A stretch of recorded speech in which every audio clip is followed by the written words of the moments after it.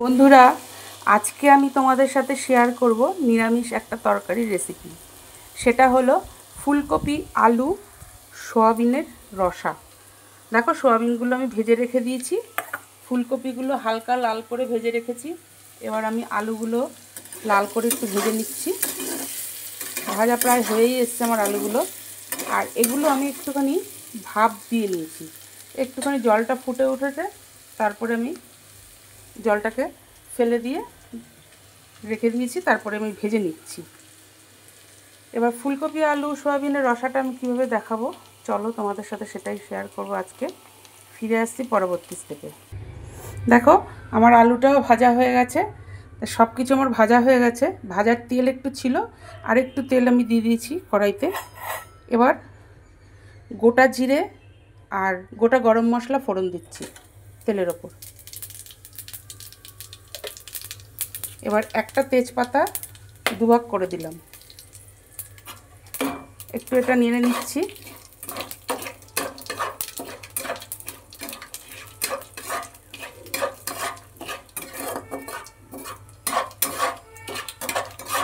দেখো, নেড়ে নিলাম।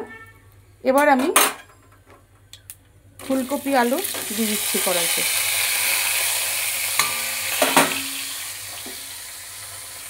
সয়াবিনটাও তার সঙ্গে দিয়ে দিলাম। এবার একটু নাড়াচাড়া করে নিচ্ছি। আর মশলাতে কি দিচ্ছি চলো দেখাই। মশলাতে দেখো, আদা গ্রেট করে রেখেছি।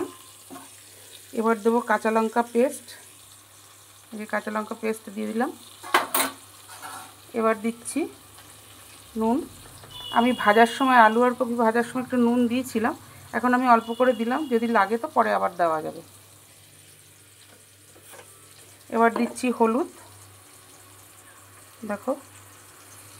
এবার দিচ্ছি শুকনো লঙ্কার গুঁড়ো, কাশ্মীরি লঙ্কার গুঁড়ো। এবার দিচ্ছি শুকনো লঙ্কার গুঁড়ো,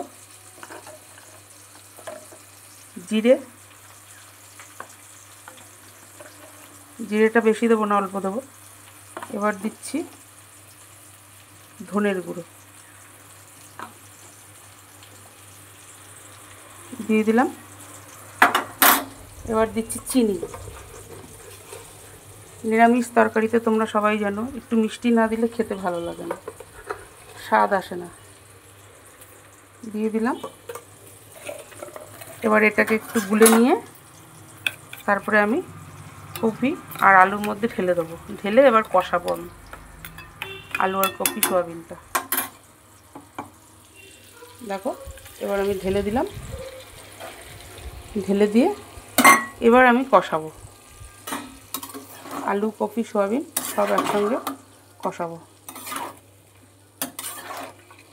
ফিরে আসছি পরবর্তী রান্না।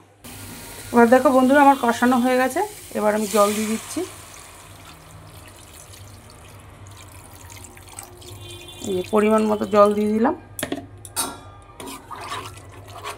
রসা তো একটু ঝোলা ঝোলা মতন হবে, পাতলাই হবে একটু। কপির ডাঁটাগুলো একটু সেদ্ধ হবে, কপির ডাঁটাগুলো শক্ত থাকে। কপিগুলো সেদ্ধ হয়ে যায়, ডাঁটাগুলো একদম শক্ত থাকে। ডাঁটাগুলো একটু সেদ্ধ করে নিতে হবে, বেশি করে জল দিলাম ওর জন্য।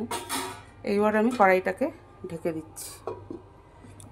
নামানোর সময় একটু ঘি দিয়ে দেবো, ব্যাস, তাহলে আমার ফুলকপি আলু সয়াবিনের রসা কমপ্লিট।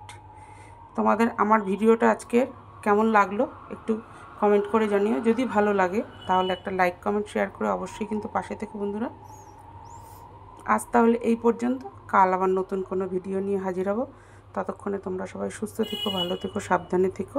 আজকের মতো টাটা, বাই বাই।